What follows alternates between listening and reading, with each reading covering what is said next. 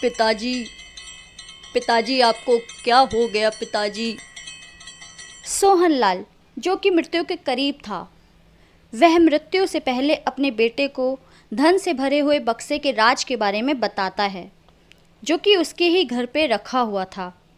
सोहनलाल अपने बेटे से कहता है, बेटा, जब भी उस बक्से का धन खत्म हो जाए तो मैं तुम्हें एक प्रार्थना बताता हूँ। उसे दोहराने से धन फिर से भर जाएगा। सोहनलाल ने अपने बेटे को 4 शब्दों की प्रार्थना बताई और फिर वह इस दुनिया से चला गया। पिताजी, आप हमें छोड़ के नहीं जा सकते। लौट आइए पिताजी। बिट्टू पिता का दिया हुआ धन से भरा हुआ बक्सा पाकर अति आनंदित हो उठता है और धन खर्च करने में लग जाता है। वह बक्सा इतना बड़ा था कि उसका धन खर्च करने में कई साल लग जाते हैं और इस बीच बिट्टू पिता की बताई हुई वह 4 शब्दों की प्रार्थना भूल जाता है। जब धन से भरा हुआ बक्सा खाली हो जाता है, तब बिट्टू सोचता है, अरे, वह 4 शब्दों की प्रार्थना क्या थी जो पिताजी ने मुझे बताई थी? अरे क्या थी? कैसे याद करूं? मैं तो भूल ही गया। अब क्या होगा? हे ईश्वर, अब क्या होगा? हे जादुई बक्से, भर जा, धन से भर जा। बिट्टू बहुत याद करने की कोशिश करता है, पर उसे कुछ याद नहीं आता। बिट्टू अपने एक दोस्त से मिलता है। अरे दोस्त, क्या तुम किसी ऐसी प्रार्थना को जानते हो जो 4 शब्दों की हो? यार देखो, अगर तुम जानते हो तो मुझे बता दो, मुझे ज़रूरत है।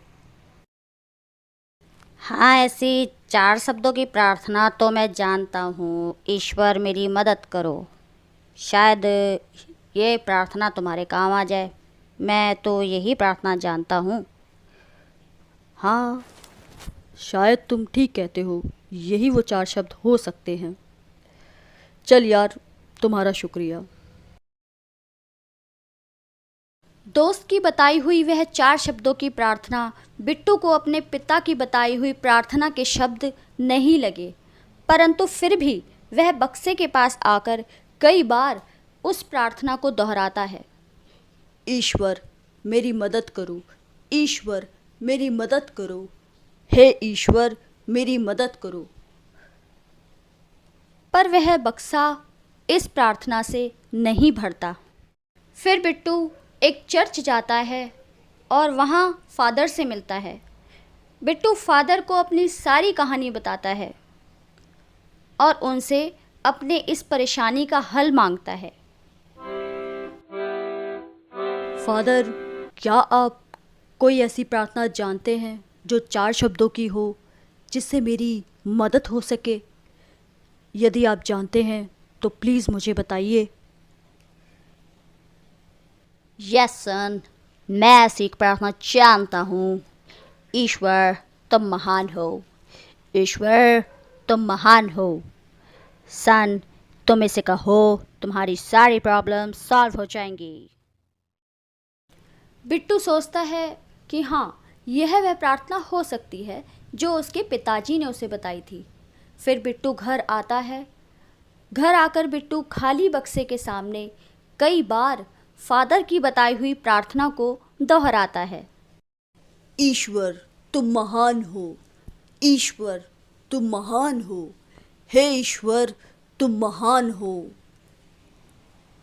बिट्टू के कई बार दोहराने के बाद भी खाली बक्सा नहीं भरता।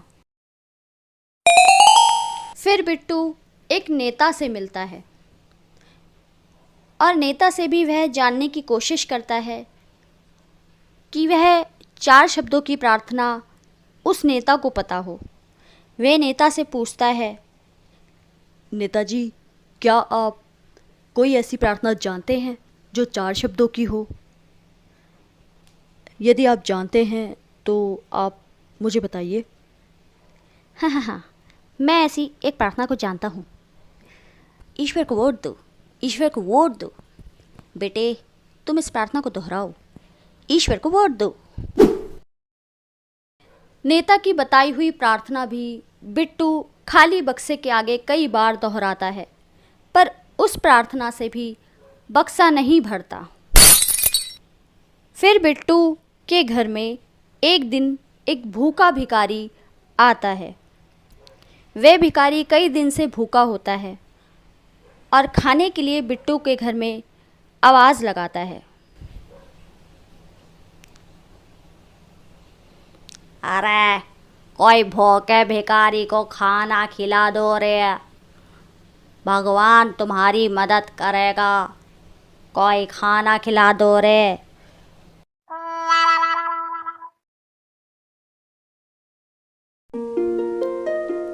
बिट्टू उदास अपने कमरे में खड़ा था। वह पिताजी की प्रार्थना के बारे में सोच रहा था कि तभी उसके कानों में भिखारी की आवाज़ जाती है। वह भिखारी के पास जाता है और उसे कुछ खाने को दे देता है। हे ईश्वर, तुम्हारा धन्यवाद, इस भूखे को खाना दिया। हे ईश्वर, तुम्हारा धन्यवाद। भिखारी के ऐसे शब्द सुनकर बिट्टू चौंक जाता है। अरे अरे, यही तो है वो शब्द जो पिताजी ने कहे थे। अरे यही तो है वो शब्द।